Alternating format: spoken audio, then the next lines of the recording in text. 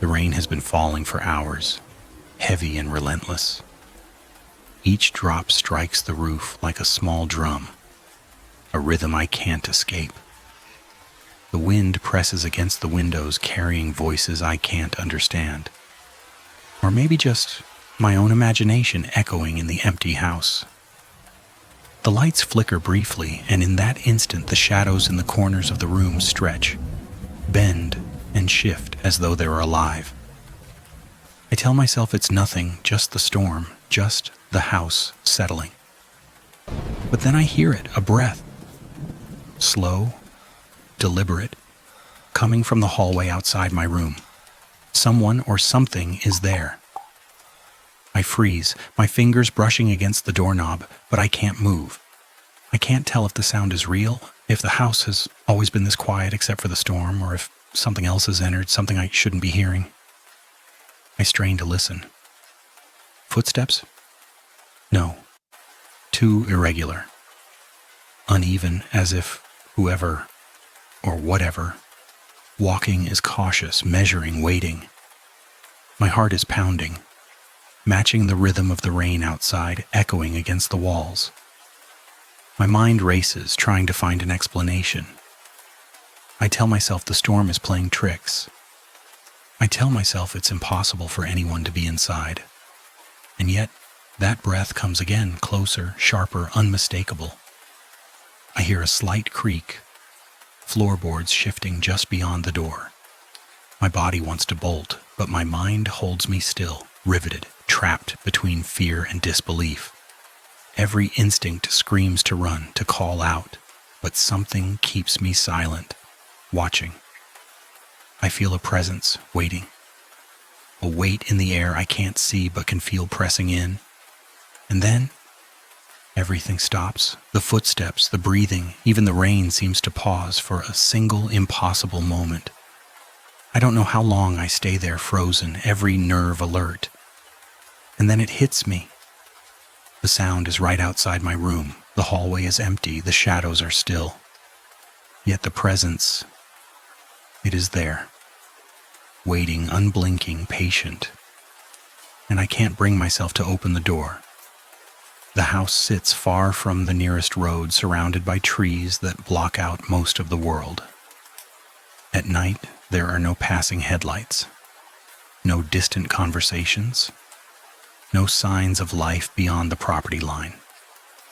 Just darkness, broken only by the rain.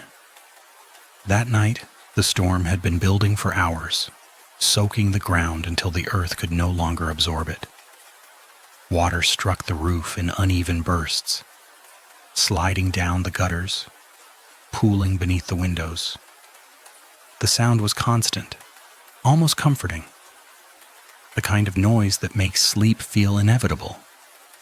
It was after 3 a.m, the time when exhaustion dulls judgment and silence feels heavier than it should. I had stayed up longer than planned, not because I was anxious, but because I felt unusually calm, safe. The doors were locked, the windows secured. I had checked them earlier out of habit, the same way I always did when the weather turned bad.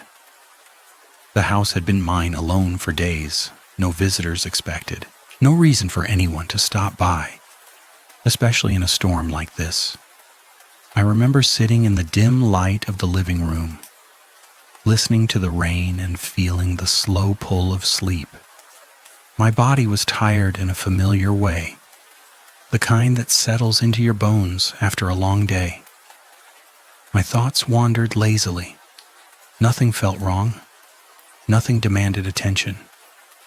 The storm had become background noise, steady and predictable, like breathing. That was when I noticed the sound that didn't belong. At first it was faint, easy to dismiss. A soft interruption in the rhythm of the rain. I paused, listening more carefully, trying to separate it from the storm.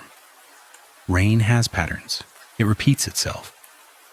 This sound did not. It came once, then stopped. A dull, hollow knock.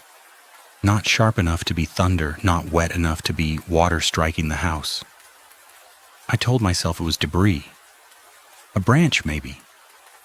The wind had been strong earlier. Things fall during storms. Houses make noises when the temperature shifts. I'd lived there long enough to know that. Still, I listened again, holding my breath without realizing it. The sound didn't return right away. I leaned back into the couch, letting my shoulders relax. My eyes drifted toward the hallway, dark except for a thin line of light spilling out from the far end. That's when I noticed it. The light was on. I stared at it longer than I should have, trying to remember when I'd turned it on. The hallway light was never left on at night. I was careful about that, always had been. The switch was old, stiff, the kind that made a loud click when you flipped it. I would have remembered. I would have heard it. For a moment, I considered getting up and turning it off. The thought felt unnecessary, even silly. It was just a light. I must have forgotten. Being tired does that to you. It blurs details, fills in gaps with convenient explanations. I stayed where I was, watching the narrow glow stretch across the floor. That was when I noticed the door. It wasn't wide open, just slightly. The door to the spare room at the end of the hall, the one that was always kept closed. The gap was small, barely noticeable, but enough to let the light slip through. I felt a faint tightening in my chest as I stared at it. I knew I'd shut it earlier. I could picture myself doing it, hand on the knob, pushing until it latched. The rain grew louder for a moment, a sudden surge against the windows. Then, beneath it, something else surfaced again. A soft sound, closer this time. Not a knock. Not the wind. Something slow. Something measured. I leaned forward, resting my elbows on my knees, listening intently. The house felt different now. Not dangerous, just alert. As if it were holding its breath along with me. The sound came once more, followed by a faint creak, like pressure being placed on wood. My mind searched for explanations. Old floorboards. Changes in humidity. The storm pushing air through gaps in the frame. Each possibility felt reasonable when considered alone. Together they formed something harder to ignore. I told myself there was no reason to be afraid. I was tired. That was all. The storm had stretched my nerves thin, made me jumpy.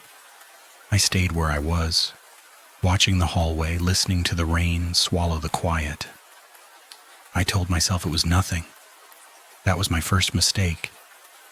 The rain thickened again, pressing against the house until it became a wall of sound.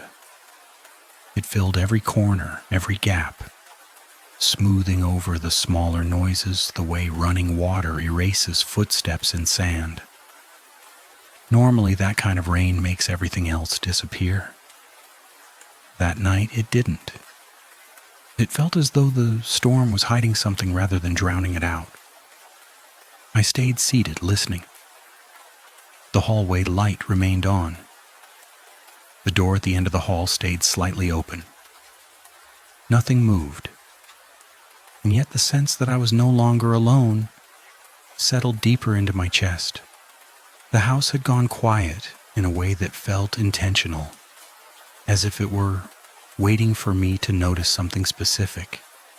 That was when I heard the footsteps. They were faint at first, nearly lost beneath the rain. I might have missed them if I hadn't already been listening so closely. They weren't loud.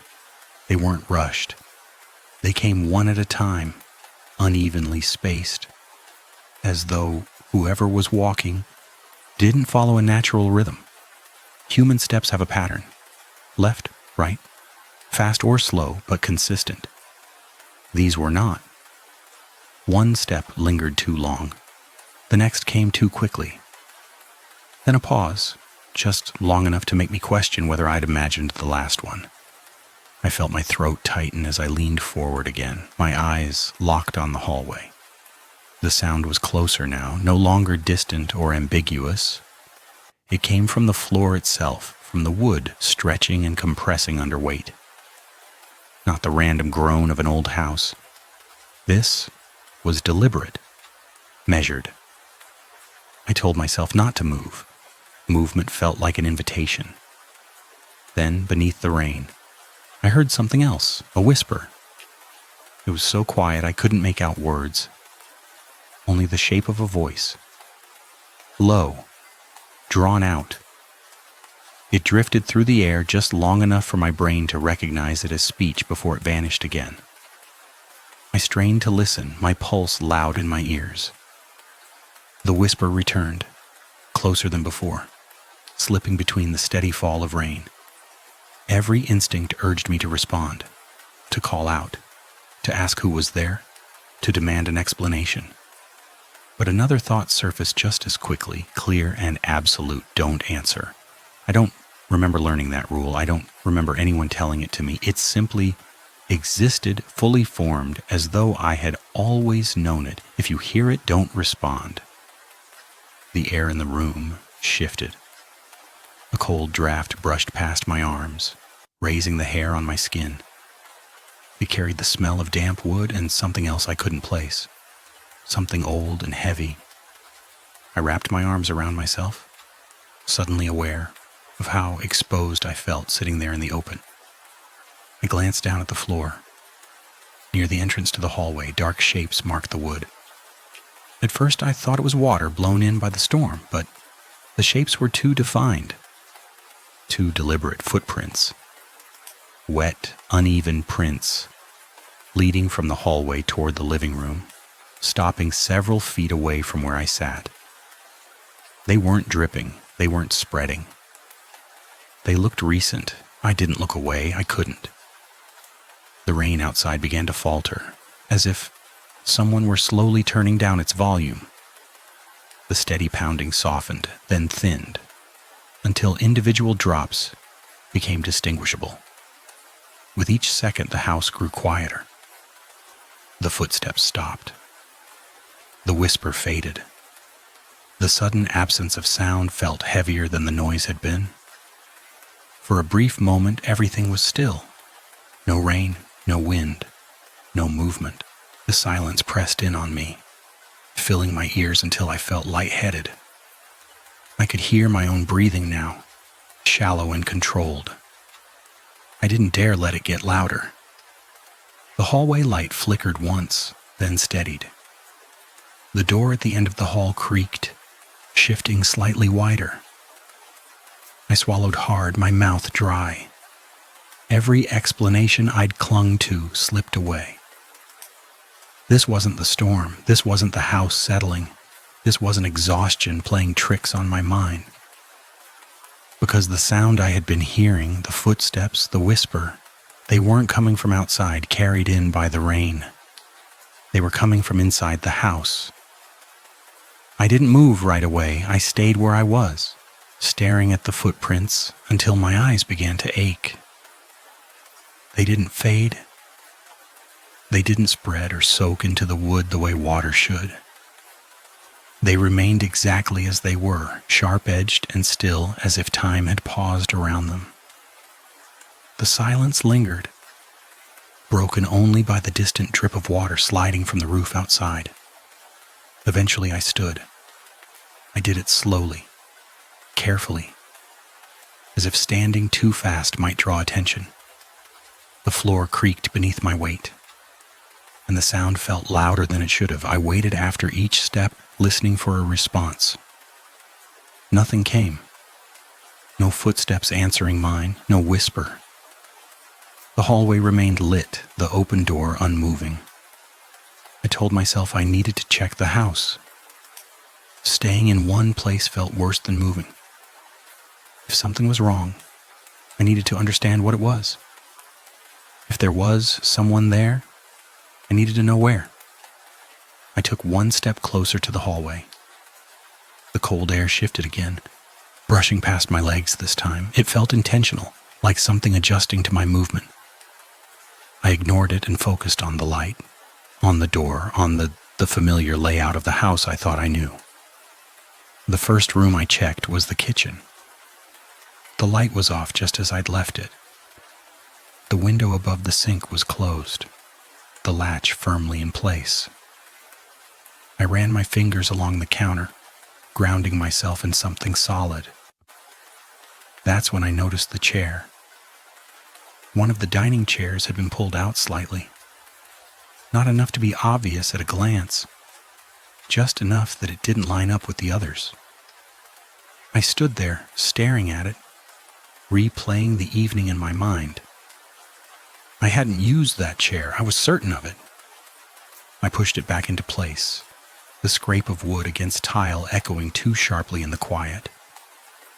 I paused again, listening. Nothing. I moved on to the bathroom next. The door was closed. I opened it slowly, half expecting to find something waiting on the other side. The room was empty. The mirror reflected my own tense expression back at me, eyes too wide, face pale under the harsh light. I turned the light off and stepped back into the hallway. That's when I noticed the front door. The lock was turned. I stood there staring at it, my mind refusing to accept what I was seeing. I always locked the door the same way.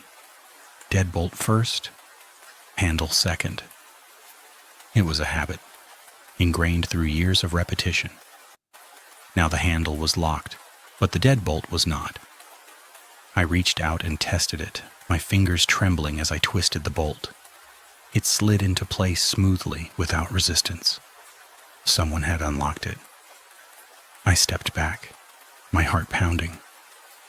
I hadn't opened that door all night. I knew I hadn't. The rain had been too heavy.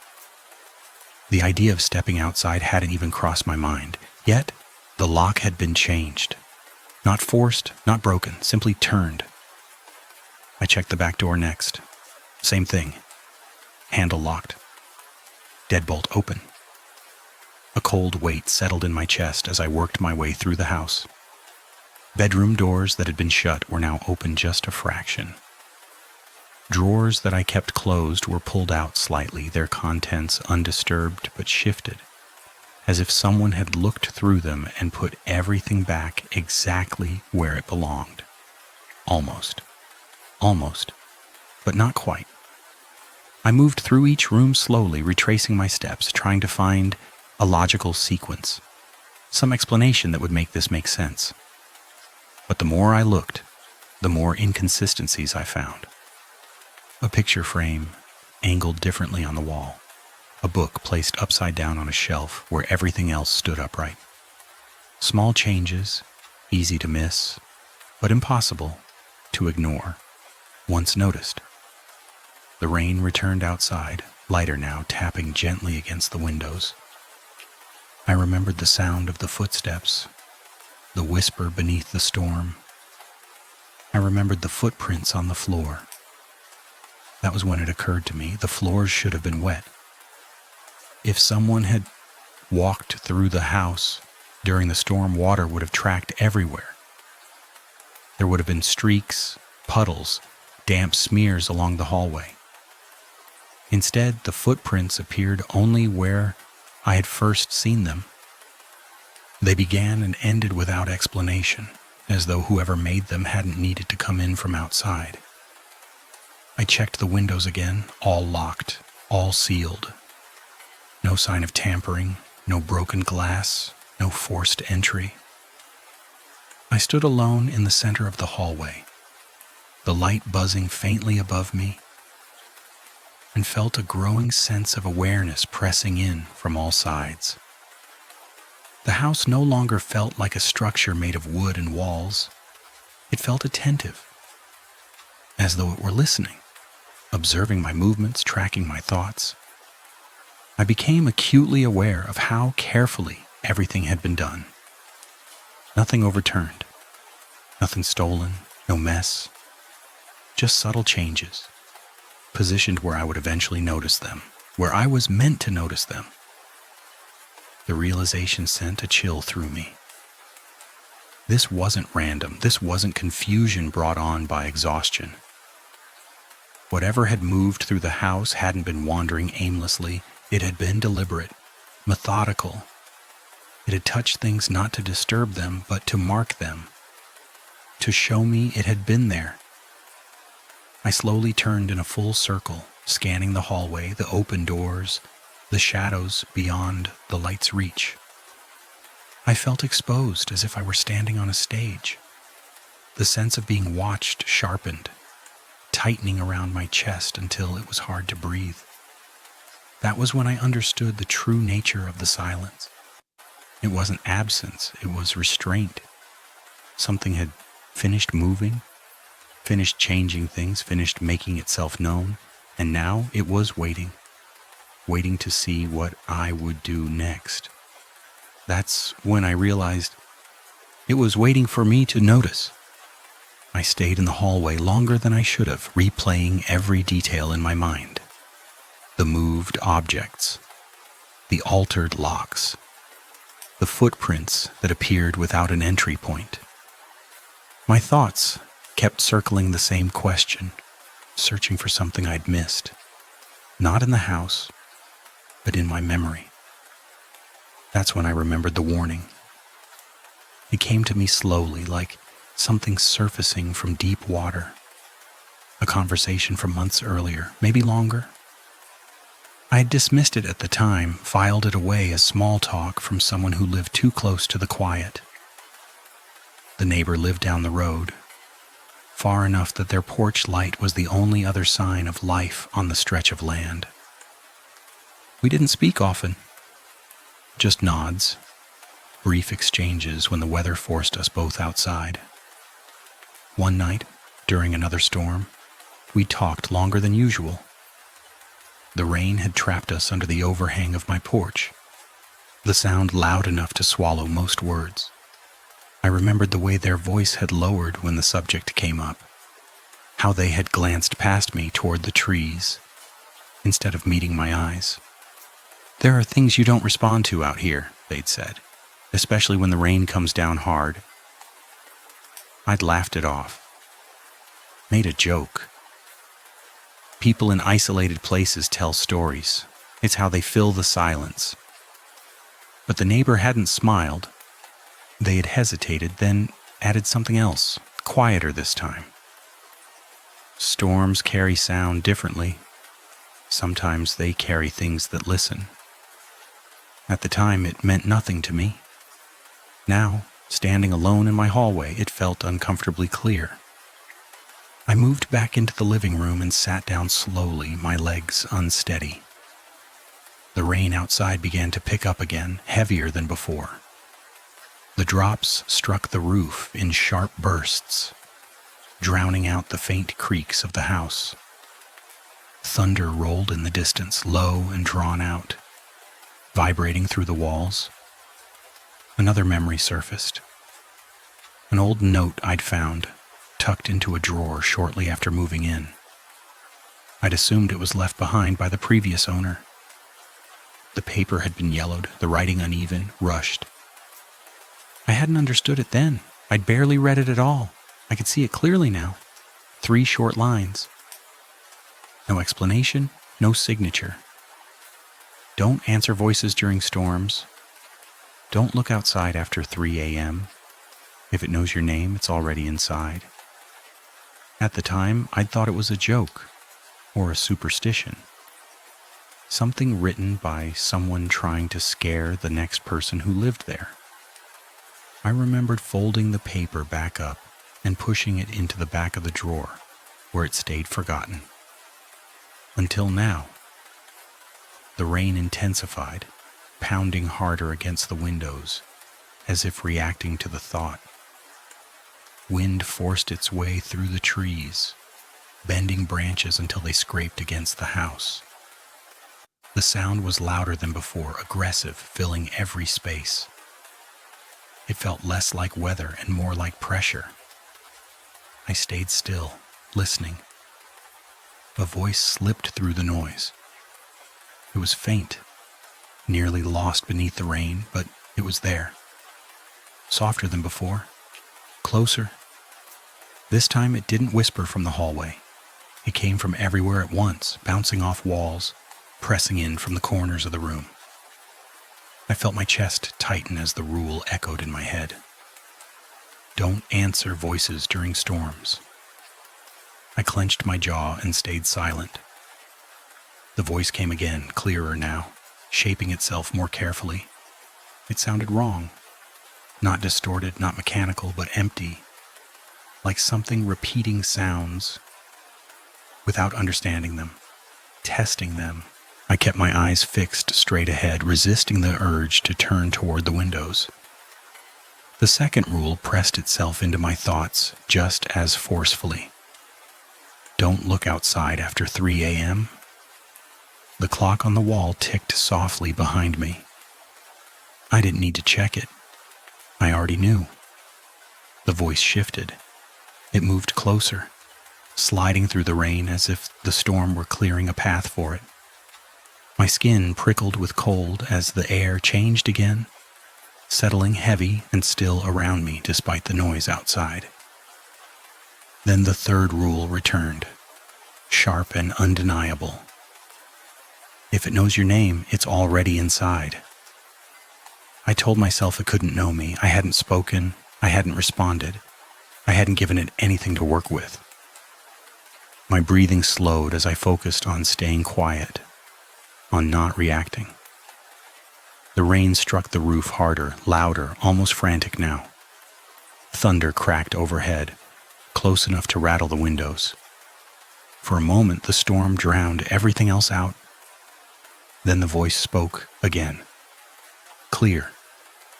Direct. And then it said my name. The moment my name left the air, everything else seemed to retreat. The rain continued to pound against the house, but it no longer felt like the dominant sound. The voice had taken its place, lingering in the room, even after it fell silent again. I stayed where I was, my body rigid, every sense fixed on the space around me. I reached for my phone without thinking. The glow of the screen felt grounding, familiar. My fingers shook as I unlocked it, the light reflecting off the walls in sharp contrast to the dimness of the room. I didn't know who I planned to call. I only knew I needed proof that the outside world still existed. The screen flickered. For a brief second, the display filled with static, thin lines crawling across it like interference on an old television. I frowned and tilted the phone, pressing the power button again. The home screen returned, but the time was wrong. The minutes jumped forward, then backward, then froze entirely. A low hum crept into the room, barely audible at first. I couldn't tell if it was coming from the phone or the walls themselves. It vibrated faintly in my hands, sending a dull buzz through my palms. When I tried to open a message, the screen went dark. The lights overhead flickered in response. Once, twice. The room dipped into shadow, then returned as if someone were testing the switch. Each flicker came with a soft click from inside the walls. I looked up, my eyes tracking the light fixture as it steadied again. The hallway light blinked out completely, leaving only the faint glow from the living room lamp. The air shifted. It felt heavier, thicker, pressing against my skin. The smell of damp wood grew stronger, clinging to the back of my throat. I became aware of a subtle pressure in my ears, the kind you feel when altitude changes too quickly. I swallowed, trying to clear it, but it remained. The rain outside began to fade, not gradually, not naturally. One moment it was there, loud and unyielding, and the next, it was gone. The sudden silence was jarring, as if the world had been muted. No drops on the roof, no wind through the trees, nothing. I held my breath, listening. The quiet pressed in on me from all sides. Without the rain, every small sound inside the house became amplified, The faint buzz of electricity, the distant creak of settling wood. My own heartbeat, steady but loud in my ears. I felt it then. The unmistakable sensation of being watched. It wasn't tied to a specific direction. It came from everywhere at once, a weight settling over my shoulders, down my spine. I resisted the urge to turn around, to scan the room for movement. I already knew it wouldn't help.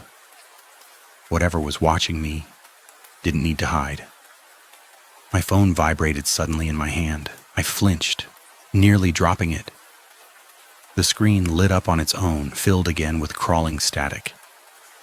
A sharp crackle cut through the silence like a burst of radio interference. I pulled the phone closer to my ear before I could stop myself, trying to make sense of it. A breath sounded from behind me. Slow, steady, close enough that I could feel it disturb the air at the back of my neck. My skin prickled as the dampness in the room seemed to deepen, clinging to my clothes. The pressure in my ears intensified, dulling everything else. I stayed perfectly still. The breathing continued unhurried, as though whoever stood behind me had all the time in the world. I could sense the presence now, not as a shape or a sound, but as a certainty. The space behind me felt occupied in a way that was impossible to ignore. The lights flickered again, weaker this time, casting uneven shadows across the walls. The static from my phone grew louder, filling the room with a thin electric hiss. I closed my eyes, focusing on keeping my breathing slow, controlled. The silence outside remained absolute. No rain, no wind, no distant noise. Only the breath behind me, the pressure in my ears, and the knowledge settling deeper with every passing second. I wasn't alone anymore. I don't know how long I stayed like that, sitting rigid while the breathing lingered behind me. Time lost its shape. Seconds stretched, then collapsed into something meaningless. Eventually the sound faded. Not abruptly, not as though it had moved away, but as if it had simply decided to stop reminding me it was there. The pressure in my ears eased slightly. The static from my phone thinned into silence. I opened my eyes. Nothing in the room looked different. That was the worst part. I stood slowly, every movement deliberate, careful not to draw attention. The sense of being watched remained, but it no longer pressed as hard. It felt settled, as though whatever had been standing behind me had stepped back, not out of the room, but into the space itself. I began to understand then that fear wasn't the reaction it wanted. The thought came uninvited, fully formed. This wasn't something that chased or lunged or forced its way forward. It observed. It waited. It learned. And it had been doing so for much longer than I'd been aware of it. Another memory surfaced. This one sharper, clearer. The previous winter, a storm just as heavy as this one. I'd been half asleep, lying in bed, listening to rain strike the roof in uneven waves. I remembered hearing a voice that night too. Faint, distant. I'd assumed it was coming from outside, carried by the wind through the trees. I had whispered back. Not words, just a sound. A reflexive response. Barely louder than my own breathing. I hadn't thought about it again. Until now. The pieces began to settle into place. The storms. The sounds beneath the rain. The careful movements through the house. The way it copied footsteps, breathing, even speech. It didn't enter loudly. It didn't announce itself. It arrived the same way the rain did, everywhere at once, soaking into spaces you don't think to protect. It imitated what it heard, because that was how it learned what belonged. I moved toward the hallway again, slower than before. The light was still off now, leaving the corridor washed in shadow. As I stepped forward, the floor creaked beneath my feet. A moment later, the sound came again, slightly delayed, slightly wrong. An echo that wasn't an echo at all. It was copying me. I stopped. The sound stopped too. My breath caught. Then, from somewhere deeper in the house, I heard it repeat the sound of my breathing. Not perfectly, close enough to recognize, wrong enough to unsettle. It wasn't mocking me, it was practicing. I remembered the note, the rules, especially the one I hadn't understood at the time. It only leaves when acknowledged. The realization tightened my chest. This wasn't something you could ignore forever. Silence didn't drive it away. Silence simply gave it time. It waited for recognition, for confirmation, for the smallest admission that it existed. I had already given it that. The glance at the hallway when I noticed the light, the hesitation at the door, the whisper during the storm months ago. Each moment added up, piece by piece, until it no longer needed permission. I wasn't being haunted, I was being studied. The house felt different now. Not alert, not tense, but occupied. Every room carried the same weight, the same awareness. The walls didn't feel like barriers anymore. They felt like boundaries that had already been crossed. The rain returned outside, sudden and heavy, as if on cue. Water struck the roof again, louder than before. I understood then that the storm wasn't a cover. It was a signal, a doorway, something that made arrival possible. I stood in the center of the hallway, surrounded by the quiet certainty of what I had uncovered. There was no comfort in understanding it, only clarity. It hadn't been trying to scare me. It hadn't been trying to break in. It wasn't trying to get inside. It already had. I didn't leave the house that night. Not because I chose to stay, but because the idea of stepping outside felt wrong in a way I couldn't explain. The rain had returned in steady sheets, sealing the world beyond the windows into darkness. The doors remained locked. Every bolt turned the way I preferred it. Yet the sense of safety never came back. It was as if the meaning of those actions had changed. Locks no longer felt like protection. They felt like habits. I continued out of routine. Eventually, exhaustion caught up with me. Not sleep exactly, but something close to it. I sat in the living room as the storm continued, listening, watching, waiting for something else to happen. Nothing did. The house stayed quiet. Too quiet. When morning finally arrived, it did so without ceremony.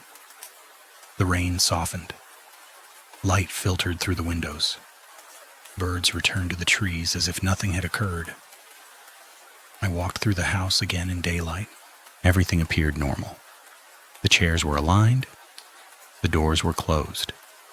The locks were set correctly. The footprints were gone. If there had been signs of disturbance, they had been erased completely. I wondered briefly if I would convince myself it had all been imagined. If I would let the memory blur until it felt distant and harmless. But something had changed.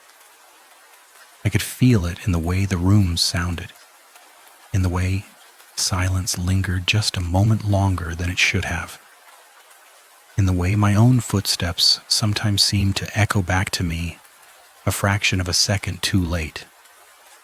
The storms didn't stop after that night. They came often, more often than before. Sometimes light, sometimes heavy, but always lingering longer than expected. Rain became a constant presence, tapping against the house night after night. I stopped sleeping deeply. I stopped turning the lights off completely. I avoided mirrors after dark. I followed the rules as carefully as I could. I didn't answer voices. I didn't look outside after 3. And I tried not to listen too closely when the house repeated my movements. Because it did.